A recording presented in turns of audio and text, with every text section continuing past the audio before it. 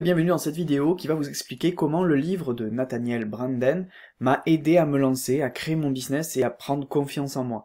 Ça s'appelle les 6 clés de la confiance en soi, donc déjà il y a pas mal d'indices dans le titre du livre, mais voilà, c'est essentiel en fait, je vais vous expliquer un petit peu tout ça parce que si vous n'avez pas confiance en vous, personne ne pourra avoir confiance en vous, si vous n'avez pas confiance en votre produit, personne ne pourra avoir confiance en votre produit et il l'achètera, donc du coup c'est la clé de la réussite du business.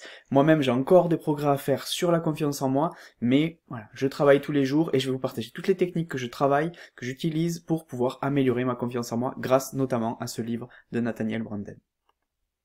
Ce que vous serez capable de faire à la suite de cette vidéo, vous serez capable d'avoir un peu plus confiance en vous et de savoir comment le travailler. Et vous serez capable de trouver le courage pour vous lancer, c'est essentiel. On va voir dans un premier temps l'importance de la confiance en soi, pourquoi il faut avoir confiance en soi, ce que ça peut changer, et après on va voir comment se faire confiance, c'est essentiel. Alors, l'importance de la confiance en soi. Donc, si vous souhaitez que les gens vous fassent confiance, il faut que vous ayez vous-même confiance. Si vous voyez quelqu'un qui vous explique quelque chose de façon mollassonne, qui vous donne pas envie, qui n'a pas l'air convaincu par son discours, par son produit ou par son service qu'il offre, vous n'aurez pas envie de le suivre. D'accord? C'est tout simple, en fait. Et essayez de vous faire la remarque maintenant que je vous l'ai dit, entre guillemets, essayez de vérifier ça. Quand vous voyez quelqu'un qui n'a pas confiance en lui, est-ce que vous avez envie de le suivre? Voilà. Après, à moins qu'il ait une technique révolutionnaire et qu'elle vous ait été recommandée par quelqu'un, à la limite, là, ça peut passer. Mais si vous ne le connaissez pas, il est en train de vous faire un pitch, il est en train de vous expliquer son business, de vous expliquer comment ça fonctionne, de vous expliquer ce que ça peut vous apporter, et puis il est tout mou, il a pas confiance, il a un peu peur, etc. Vous n'allez pas avoir envie de le suivre. Donc c'est essentiel vraiment de travailler la confiance en soi pour réussir son business. Donc pour avoir confiance aussi en votre stratégie. Si vous n'avez pas confiance en vous, vous n'aurez pas confiance en votre stratégie. Moi, c'est ce qui m'est arrivé sur mon deuxième business. J'avais pas confiance en moi, donc du coup, ce qui s'est passé, c'est que souvent, je changeais de stratégie. D'accord? Je changeais trop souvent. Vraiment trop souvent.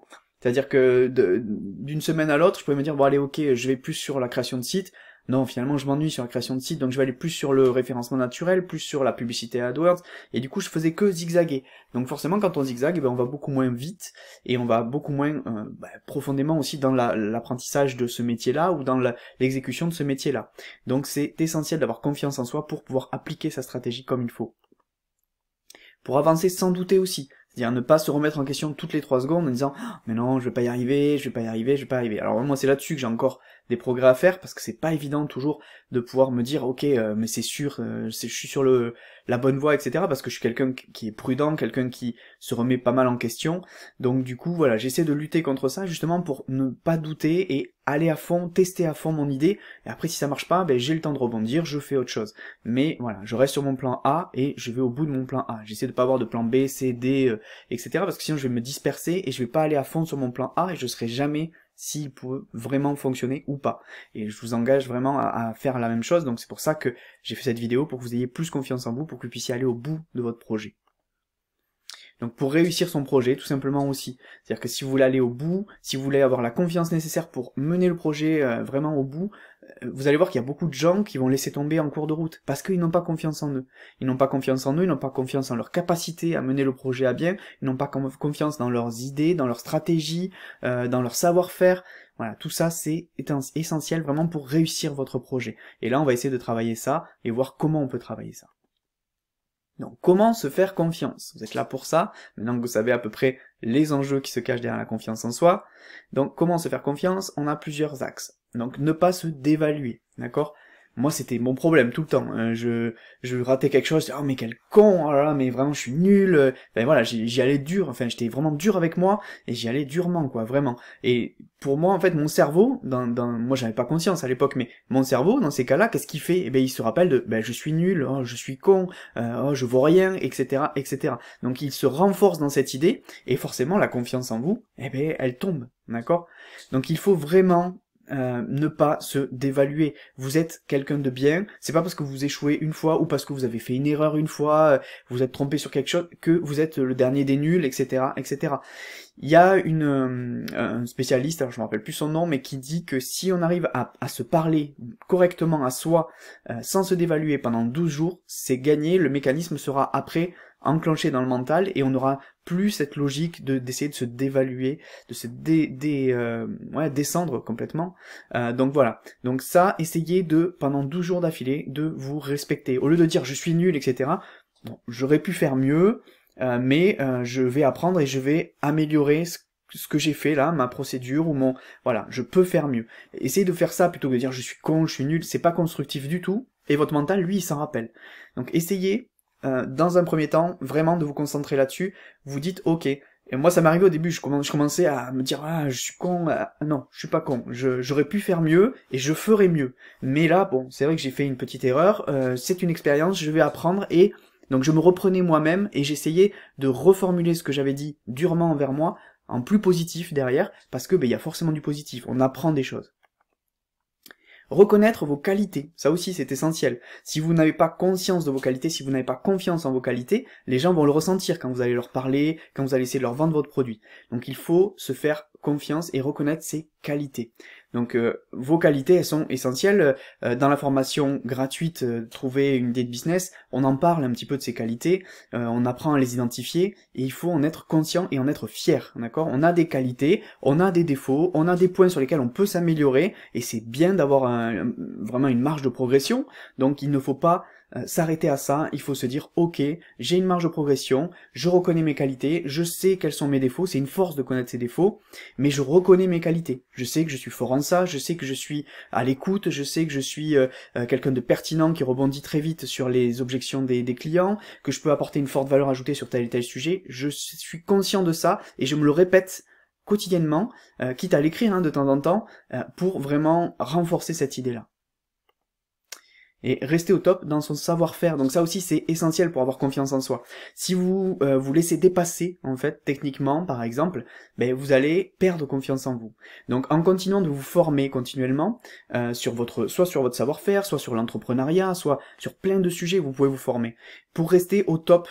Que ce soit au niveau de l'entrepreneuriat pour ne pas être vraiment dépassé au niveau des nouvelles normes, des nouvelles techniques de management, des nouvelles façons de vendre, des nouveaux réseaux sociaux qui peuvent vous permettre de vendre. Voilà, restez au top sur cet aspect-là, restez au top sur votre cœur de métier, votre savoir-faire, donc faire des formations métiers, etc., pour monter en compétences et rester au top, parce que comme ça, mais que vous ayez des salariés ou pas, plus tard, vous allez rester au top et vous aurez confiance en vous. Du coup, vous savez, c'est pas un client qui va vous dire, ouais, j'ai lu dans un magazine qu'il y avait eu maintenant une nouvelle norme au niveau des sites internet, etc., et vous l'apprenez par le client.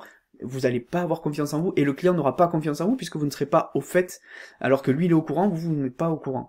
Donc, il faut rester au top. Donc ça veut dire une veille vraiment intéressante sur votre métier et l'entrepreneuriat, et des formations de temps en temps, une par an ou deux par an, sur votre cœur de métier, sur tout ce qui peut vous aider à vendre mieux, à améliorer la structure de votre entreprise, etc., etc. Il y a encore beaucoup d'autres solutions pour avoir confiance en soi. Il y a notamment la posture. Vous voyez là, moi j'essaie de me tenir droit parce que tout simplement, ça donne confiance en soi. Ça montre aussi qu'on a confiance en soi quand on se tient droit. Si je vous parle en étant comme ça, vous allez pas m'écouter, vous allez vous dire il se tient bizarrement, il a pas l'air d'être à l'aise, etc.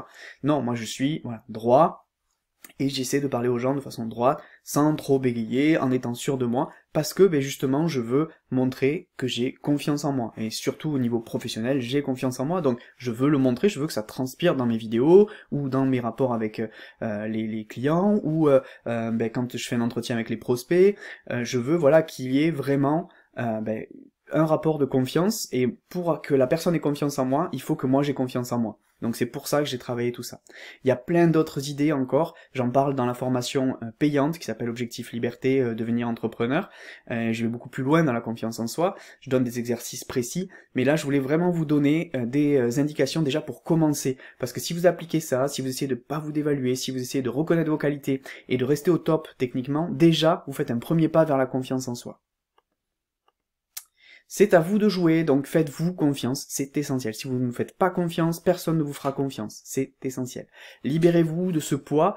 On a souvent du poids sur les épaules qui nous permet pas d'avoir confiance, parce que justement on va se mettre tellement de pression et tellement d'objectifs que à la fin on ne va pas avoir confiance en soi, parce que on sera mis trop d'objectifs, on les aura pas atteints dans la journée. Ça c'est essentiel. Si vous mettez des objectifs là et que vous arrivez là, vous allez être déçu. Par contre si vous mettez des objectifs là et que vous allez arriver là à la fin de la journée, vous allez être content de vous et vous allez avoir confiance.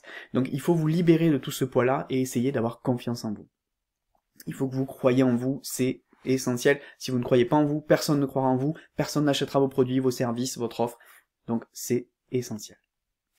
Merci d'avoir suivi cette vidéo, donc frédéric@madeinentreprise.fr si vous avez des questions, si vous avez des suggestions, madeinentreprise.fr/rdv si vous voulez prendre un rendez-vous pour parler de votre projet, pour approfondir votre projet, letmeland.fr c'est le centre de formation si vous voulez aller un peu plus loin, voir un peu les formations qu'on propose, et made-in-entreprise.fr c'est le blog dédié à la création d'entreprise qui peut vous apporter énormément d'idées de business, énormément d'informations pour créer votre business, des idées pour créer un complément de revenu aussi. Voilà, il y a beaucoup de contenu, j'essaie de l'alimenter régulièrement, c'est moi qui écris dessus, personne d'autre.